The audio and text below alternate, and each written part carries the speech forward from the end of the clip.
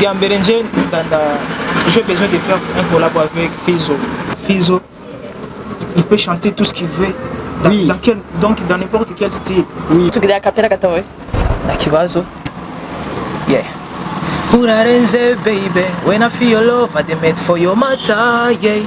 My sugar mami, uranyeruka urukundo, oh, nigeze kumenya, ndabizi ko rakunda gutititi, nanje zo gutambira quick, fata nigufate turicinga, yewe gaye baby, komeza, my baby girl ushaka kunyumva, yeah. Nyegera, ndabizi ko rakunda banana, yewe gaye.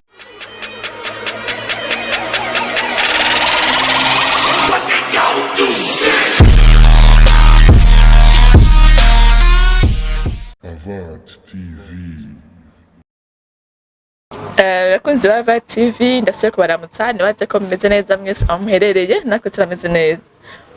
Nko mubibona kuri micro ni Bella agarutse, nyuma ya kamera ni Black nko mumenyereye. Kuri no musore hejuru rero ndafise abatumire badasanzwe. Eka ndabasaba ko ndabanze bidondore mubanze mubamenye. Ni sawa. Nitwa Francisco, Director Francisco, ndi umufondateur wa Ingo Music Worldwide. Ego nanje mu mazina nitwa Bonheur Light, ndi mumambre wa Ingo Music Worldwide. Njyewe ntitwa La Night Boy aka Mr. Lana, umuririmbyi wa Ingo Music Worldwide. Ya nkuko mubibona uno munsi murabona turafise abatumire benshi, ni naco gituma twaje turi babiri na Bella, kuko murabona n'ababoga twari guhapa tutabashobora haje umumwe. Hama nkuko mubizi ni Kirezi yagarutse muri Avart TV. Nanje nitwa Rasite, ni umambre wa Ingo Music Worldwide. Okay.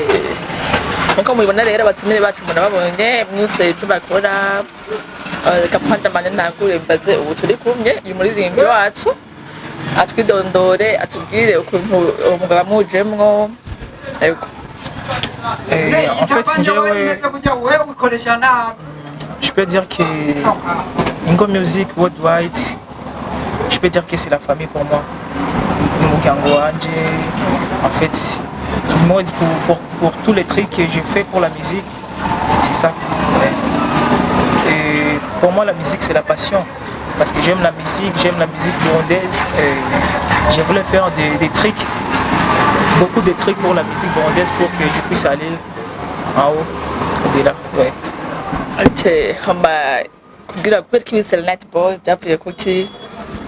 En fait, la Night Boy ni Dina Boussa. La Night Boy ni Dina. En fait, c'est le nom que j'ai choisi parce que il y a plein de trucs que moi j'ai fait les soirs. Tu vois, beaucoup de trucs que j'ai fait les soirs, c'est là que j'ai choisi la Night Boy.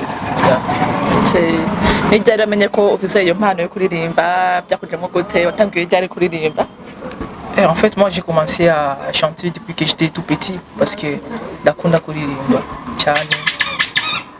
Ni passion yanje ndayikunda cyane kweli. Natanguye kuririmba muri 2019. 2019, en fait, en 2019, j'étais encore underground, tu vois. J'ai signé avec Ingo Music en 2021 et je viens de sortir la musique qui s'appelle Cora. Okay, urumva Ingo Music ni management yawe? Yeah, ni management yanje, ni label. Indirimbo ufite ni zingahe? En fait, ubu ndafise indirimbo imwe gusa. En fait, il y a des projets que j'ai et je vais les sortir bientôt. Okay. Otugira kapera gatowe. Nakibazo. Yeah. Urarenze baby, when I feel your love, I made for your matter, yeah. My sugar mami, uranyeruka urukundo, oh, nigeze kumenya, ndabizi ko rakunda gutititi, nanje zo gutambira quick. Fata nigufate turicinga, yewe gaye baby, komeza, my baby girl ushaka kunyumva, yeah. Nyegera, ndabizi ko rakunda banana, yewe gaye, kora we, kora we, fata maiki dukore we baby, yewe gaye, yeah. Merci beaucoup. Iraryoshe. ni hatari. Kuraje kandi. Merci. Reka nje hano nawe ndababaza gatoyi. Mwiyumvire gute kwanda mwiyumvire ryari gukorana na Night Boy? Bon, d'abord, Mugenzi. Bon, Mugenzi, mon brother, mon grand frère. Ouais, mon grand frère. En fait, pour le moment, ni mon musicien. Narafise team kuija donc yo ku developer carrière yiwe. Donc tuyumvire turi abajama tukora donc on crée un groupe qui s'appelle Ingo Music et objectif ni kugerageza ku donc de démontrer talent affiché. C'est ça qu'on a pensé. Ingo Music pour la Night Boy. Ama jewe ndi mu fondateur, uyu ni mu CEO. Oui. La Night. Light. Bon, ni mu CEO kubera donc il y a brand baravuga. Donc personnalité yu Ingo Music il est très important. Na turafise ama izindi projects ziri muri stock. Soon. Tukwitege ryari? Soon. C'è una surprise questa, una surprise. Okay. Ngamenye ryari ko afise iyo mpano mwatanye gukorana ryari? Oh, la Night depuis vraiment depuis. Mais on s'est préparé et tujara abagenzi tuvuga bon c'est le moment de développer notre cher ami.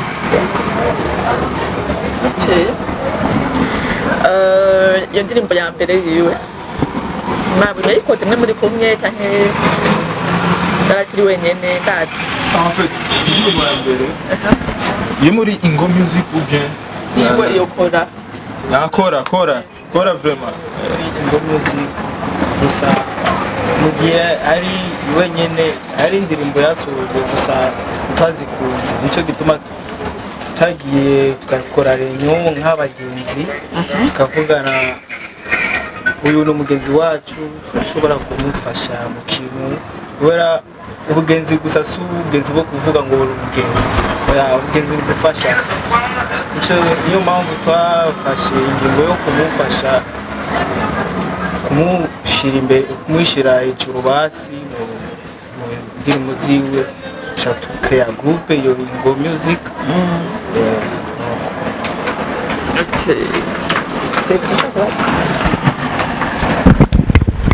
Ya nkuko mubibona hano kuri Ava TV dufise umutumire adasanzwe.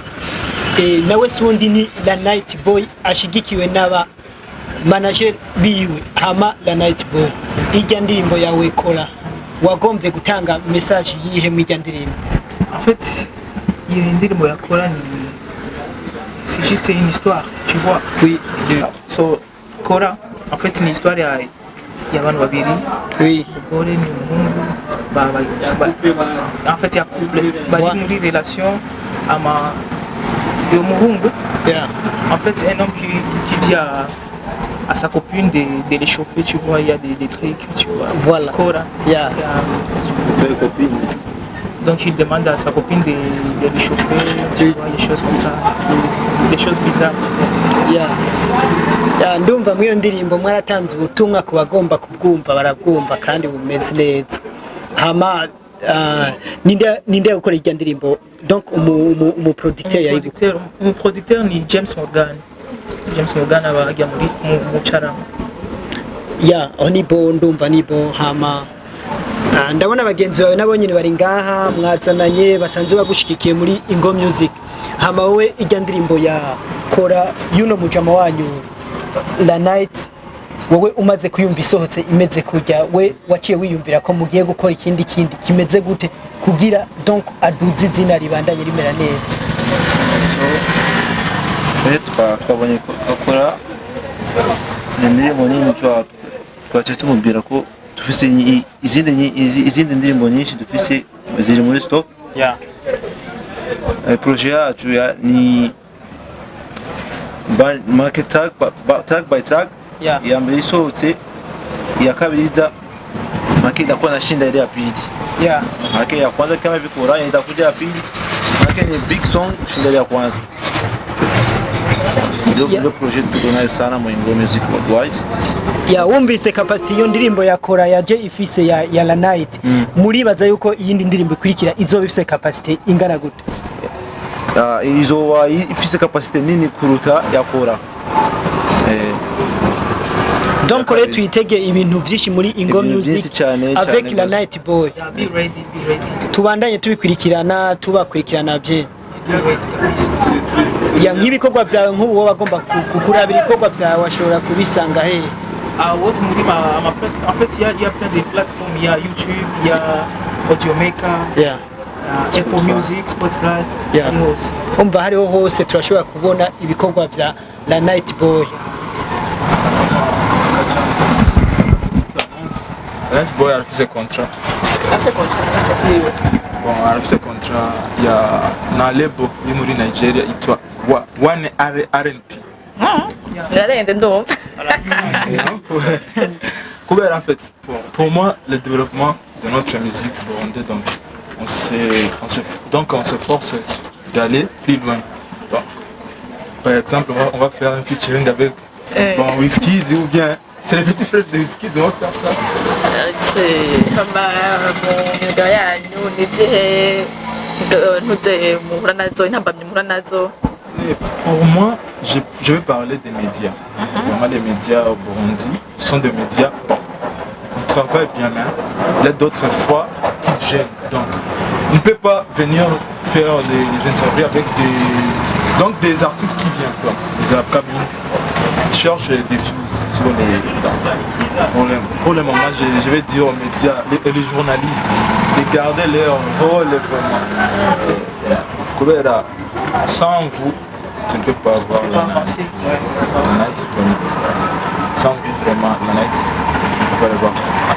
Ensuite, sur les supports, donc les supports, donc les YouTube. Il y a d'autres personnes qui regardent justement la vidéo. Donc, même un j'aime bien. Même il y a pas de commentaires. Chaka, bon, donc Chaka, Chaka support nama Spotify mu Burundi, ama akanoti, agakora muri Spotify, muri Audiomaker, Chaka ibya support, muri Spotify, boom player, iri muri donc différents téléphones de techno, ite Chaka nama support. Bakunzi ba TV mwabyumvise bagiye mugende kuraba YouTube yabo basapotinge amasabone amlike byose share musani mwashirikire numva ko bakora ibikorwa byiza ibikorwa bimeze neza indirimbo yabo iraryoshye vraiment nyarukire myumvirize cyane anako kubwawe mu mugabo kuririmba nawe nizihe ntambamye nawe muranazo Muze? umugabo wo kuririmba nizihe ntambamye uranazo? Isso não precisa. Problème. Ama problem. Ama problem fise. Tatizo.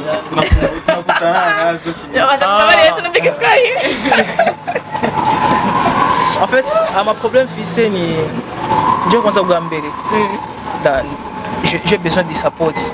Tu vois, des support pour le média, le radio, tu vois. Parce qu'ici au Burundi, il y a donc les gens de la radio se basent sûrement sur les grands stars, tu vois. Ils ne se basent pas pour les upcoming. Tu vois. Moi, j'ai besoin de support. Surtout vous, les gens de TV online, ouais, laquelle ils supportent. Yeah, La Night Boy. Bo umuntu yumvise ijya ndimbo yawe Kora. Kora. Arumva ko nawe wakoze nyene kugira izimeze nka kugimeze. Ya nuwe muririmbyi wumva mwogirana collabo kugira ubandaye nawe uduze impano. Mu Burundi. Ya. Amugabo mbere nje j'ai besoin de faire un collabo avec Fizo. Fizo. Ouais, parce que Fizo pour moi c'est un légende, tu vois. Oui. Et je l'aime trop. J'aime sa musique vraiment. Ndamukunda cyane Fizo. ni mu legends. ya ndumva ko mu Burundi ugomba kuba wovugana n'umuririmbyi Big Fizzo hamwe naho twoje hanze n'uwe muririmbyi wumva mwokorana collab kumva nyine ko ari bon. En fait, je peux dire en dehors de Burundi, il y a plein des musiciens que j'aime trop. Il y a plein vraiment. Parce que, premièrement, il y a comme Diamond, tu vois. Yeah. Mais Diamond, c'est une autre lèvre, tu vois. Oui. Je peux pas faire avec Diamond des featuring par hasard, tu vois. Mais il y a d'autres comme... il y a beaucoup. Si je commence à les citer, donc... Par exemple, il y a Rayvan, il y a Joe Boy, il y a plein. Il y a mes idoles comme Whiskey, tu vois, Burna Boy. Mais pour le moment, on se focalise d'abord ici même au Burundi. Est-ce que none wowe kugira uje mu muziki niwe muririmbyi yakwenspiye kugira umve uja muri music? Ubwa mbere njyewe ndakunda ama afrobeat. Yeah. Ama afrobeat. Donc ndafise donc ama inspiration menshi. Yeah. Ari aba Whiskey, ndakenya style yiwe. Yeah. Mu Burundi ndakunda style ya Fizzo. Yeah. Fizzo, il peut chanter tout ce qu'il veut. Oui. Donc dans n'importe quel style, Oui. il peut chanter. Tu vois, Fizzo, vraiment pour moi, c'est les gens. Bon, la net bo urumva rero tukwitege ko mu minsi ushobora no kudukubitamo gospel. Gospel. Yeah. Gospel. Yeah. Sinzi ko gospel. Parce que, en fait, gospel, Yeah. tu peux pas chanter par hasard, tu vois. Oui. Le musique de maintenant, tu peux chanter tout ce que tu veux. Oui. Comme Fizzo chante, Kounia, Bia, tu vois. Yeah. Mais les gospel, il faut se focaliser sur les paroles, tu vois. Oui, les paroles du Ouais, oui. c'est pas comme la musique urbaine, tu vois. Le gospel, c'est une autre chose. Yeah. Inge tugaruke gatoya kuri CEO wa Ingo ndiko ndamuraba nawe nyene mbona umenga voilà le fondateur mbona umenga nawe nyene afite talent zo kuririmba sinzi ko nawe mwari mwaho kuririmba hama rero muvuga ati nge du supporting umuntu umwe. Bon, chambere kwanza jewe ndi mu director. Yeah. Ndakora ama video clip. Yeah. Ensuite, bon, les questions. Oui, ko uba warigeze kuburirimba nawe. Voilà. Yeah. Voice. La voix, c'est affiché. Nico Poche. Voilà, vraiment. En fait, pour moi, donc, mon métier ni directing. Nakunda ma vidéo. Le caméraman. Nakunda iyo touche ya kamera. Na bon, ikindi ndakunda kwanza. Je peux écrire des paroles. Je les donne à la nitala hiyo. Ndirimbo yanyu none irafise video kora? Kora irafise video. Twamaze gukora première partie. Première partie twamaze gukora. Urumva kirasohoka ntiraja hanze. Turamaze gukora première partie. Asigaye deuxième partie. Et puis on va voir promoting la clip kene time kubera tushaka donc notre objectif tushaka donc dukore vidéo même en dehors de Burundi vraiment bavuge respect. Barayitondeye ndavyumva tuzimeze neza tuyitege. Isa. Be ready. Ouais, en fait pour moi Eh. j'ai la confiance. Après 2 ans. Muri beat award ou bien muri akima. Best video. Yes. Oui, tu as fait ce yo confidence, confiance, tuzobikora. Kuraje twumva ko muraza neza ibikorwa byanyu mwandanye mugira mutera imbere natubifurije Ava TV. Ama la night boy. Ni ikihe kintu wosaba abakunzi ba Ava TV n'abakunzi ba la night boy? En fait, ubwa mbere ndakeneye support. Kubera ndi mu upcoming, Yeah. j'ai besoin de support, donc je voulais tous les Burundais puissent me supporter pour ma musique, tu vois. Ndakeneye support cyane. Yeah, nk'abakunzi ba Ava TV n'abakunzi ba la night boy ushobora kubabwira donc page bashobora gutora ko ibintu wawe bakabira abama bakagusupportinga. En fait, j'ai une page à Facebook, une Instagram. Yeah. En fait, toutes mes choses, je les passe sur. Hose ni la night boy. Yeah, la night boy. kibazo. bakunzi ba Ava TV mwumve ko muzokwandika La Night Boy kugira muandanye mu supportinga La Night Boy nyene mu bikorwa vyiwe ariko arakora. Murumva yuko ibikorwa vyiwe biri high cyane, muandanye mwitegana video ya Kola Bientôt soon. ya hama ariko je ndabona ubundi muntu vraiment naho mwabimpishije je ndavyibonera ujya muntu ntabwo ari umuririmbi ya akapera mutama akapera twumve ko yani oya ndetse ndumuririmbyi gusa akazi nkora muri management ndamufasha kwandika n'amajambo nyene arazana beat tukayumva turi kumwe cyangwa mufasha kwandika tuca dusura indirimbo gusa niyo akazi kanje nkora muri management gusa nabwo ndi muririmbyi ngiye agize ingorane yo kirundi cyangwa tuca dufata ibintu n'ibyo support kwa La Night kuma muri sport changa sport YouTube vraiment na kanoti YouTube na ma views mais inoti mais agia kuma donc par exemple isonga imwe bon streams ziwe donc 1000 streams est égal à donc à 3000 dollars kanoti na million le mandat chaka support quoi donc ce n'est pas seulement La Night vraiment pour really naba upcoming chaka vraiment ama media ukore eba inama aba upcoming donc on veut pas de views mais on veut donc on démontrer aux gens que au Burundi nous avons des talents. Donc par exemple Musita wacu Francine vraiment respect. Respect pour et on veut que l'année prochaine La Night muri stage à Frima.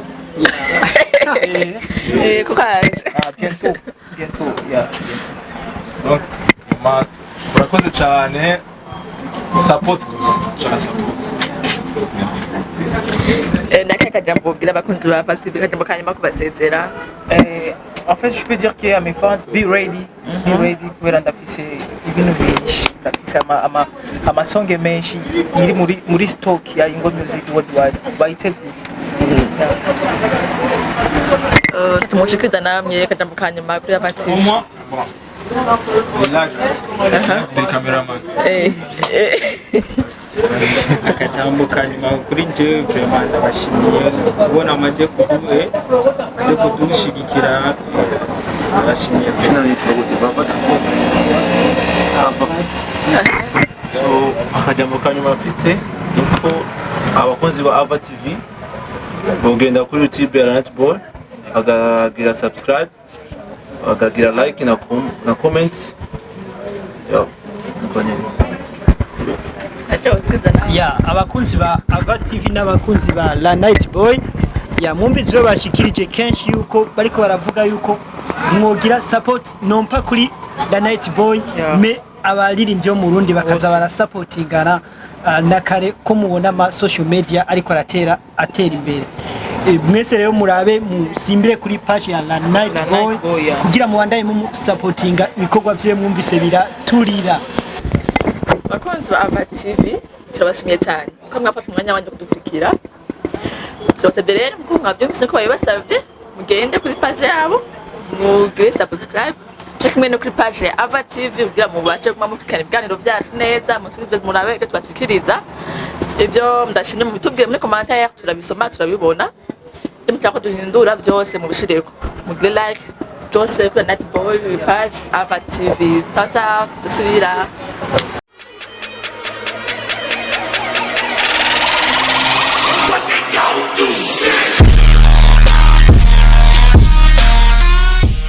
Ava TV.